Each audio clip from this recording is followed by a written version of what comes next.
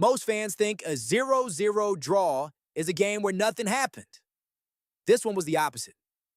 This was 90 minutes of Spain asking the same question in different ways. And Cape Verde's 40-year-old goalkeeper kept answering like he had 8 arms and no interest in football logic. Spain did not lose the match, but they lost control of the story. Because on June 15th, 2026 in Atlanta, the first great World Cup lesson from Group H was not about possession, prestige, or pedigree. It was about the strange power of one goalkeeper, one low block, one debutante nation, and one scoreboard that refused to move. Spain had the ball. Cape Verde had the moment. That is the first thing you have to understand. Football does not always reward the team that owns the pitch. Sometimes it rewards the team that understands exactly which part of the pitch matters most. Spain owned almost everything between the two boxes.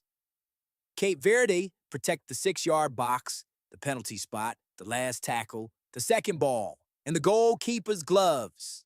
That sounds simple. It is not.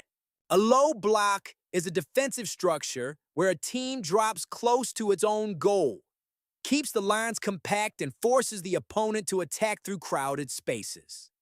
It is not just 10 men standing deep and hoping. At this level, a low block is geometry under pressure. It is timing. It is distances.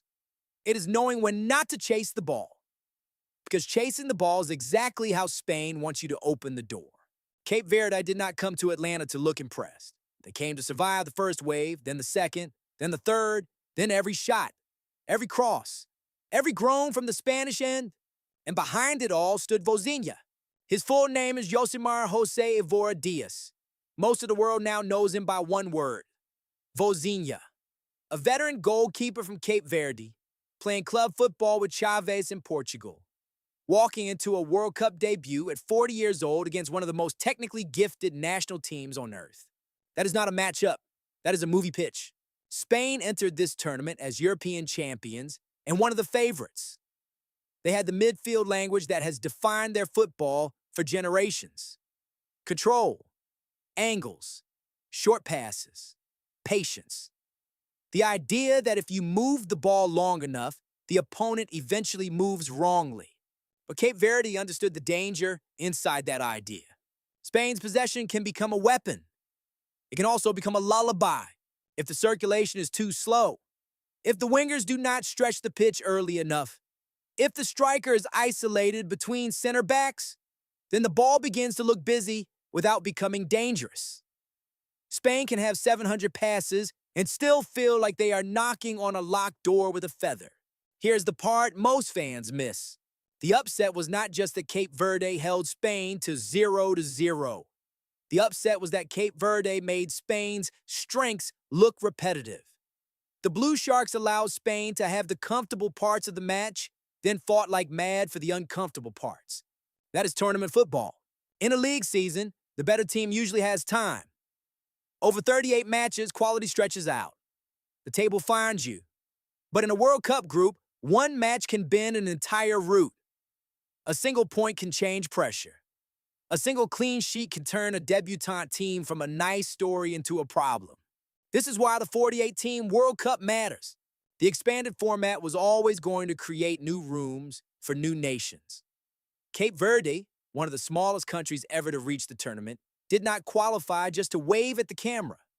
They arrived through African qualification, earned the right to stand on the same grass as Spain, and then showed the world what that right actually means.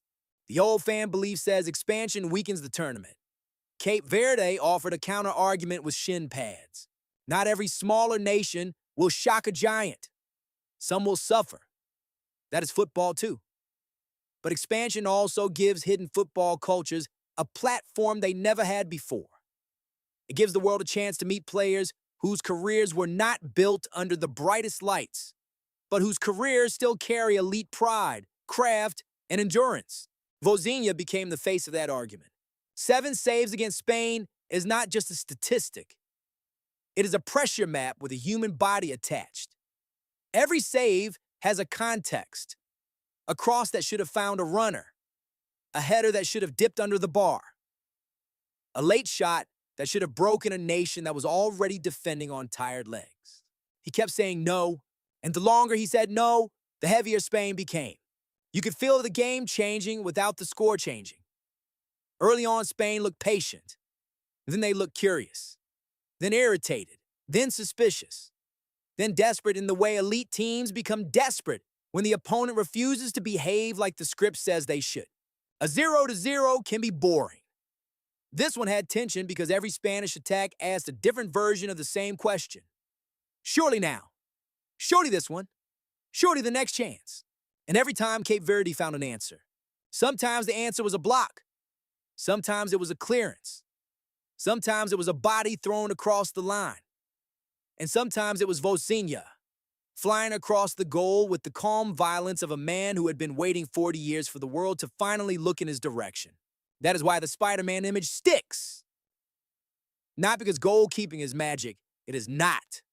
It is footwork, positioning, balance, reading the striker's hips, knowing when to stay tall, knowing when to collapse, and accepting that the ball will arrive faster than the crowd can breathe. But on nights like this, technique becomes mythology. The keeper's gloves become part of the match's weather. Spain kept shooting. Vozinha kept appearing. And then something strange happens in matches like this. The favorite starts playing against more than the opponent. Spain began playing against the clock, against the crowd's disbelief, against their own memory, because Spain knows this feeling. In 2018, Spain had the ball against Russia in the knockout stage and still went home on penalties. In 2022, they dominated possession against Morocco and still could not find the goal they needed. Those matches were not identical to Cape Verde, but they belong to the same family of football problems. What happens when control does not create incision? What happens when the passing rhythm becomes predictable? What happens when a team wins the territory but loses the box? That is the framework of this match. Control creates pressure. Pressure creates chances. Chances require finishing. Finishing runs into the goalkeeper. And if the goalkeeper survives long enough, the whole psychological structure flips. Spain's control was real. Cape Verde's resistance was real too. The mistake is thinking one cancels the other. Spain did not fail because they are suddenly a poor team. They failed because tournament football punishes narrowness. It punishes repeated attacks through the same zones. It punishes waiting too long to add direct running, width, chaos, and individual risk. When Lamine Yamal entered, Spain had a different electricity. Suddenly the pitch stretched. Defenders had to turn. The ball moved with more threat. That matters because elite defenders can handle passes in front of them all day. What they fear is the moment a winger forces them to run toward their own goal. But by then, Cape Verde had already built the emotional architecture of the match. They had survived too much to panic. That is another thing fans sometimes underrate. Defending is not only tactical, it is emotional labor. You have to watch the opponent have the ball again and again without losing your patience. You have to hear the stadium react to every Spanish combination without believing the goal is inevitable. You have to defend the same cross in the 88th minute with the same hunger you had in the 8th. Cape Verde did that. And their reward was not just 1 point, it was belief.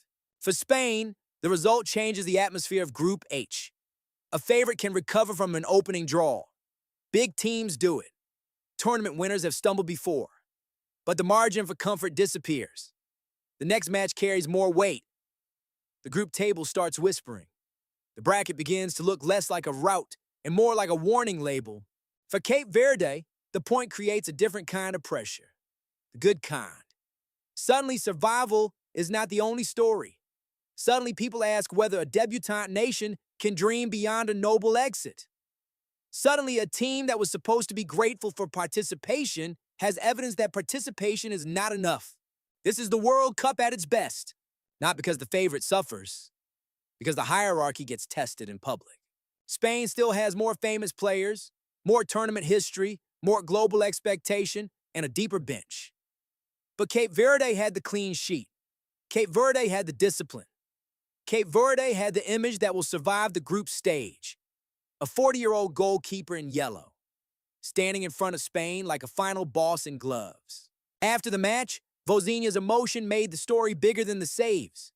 He spoke about family, sacrifice, and the people who could not be there to watch him live the moment. That is where football leaves tactics and enters memory. Because every World Cup creates a few names that seem to arrive from nowhere. They do not arrive from nowhere. They arrive from years of small pitches, quieter leagues, long travel, delayed recognition, and the stubborn belief that one day the game might give them a stage big enough for the truth. Vozinha did not become a goalkeeper in Atlanta. Atlanta simply gave the world enough light to see him. That is why this match matters beyond the score. It tells us something about modern football. Defensive organization has traveled. Analysis has traveled. Fitness methods have traveled. The gap between famous and prepared is not as wide as it used to be. The Giants still have advantages, but they do not have immunity. Spain learned that in the most uncomfortable way possible. They learned that possession without penetration is a beautiful locked room.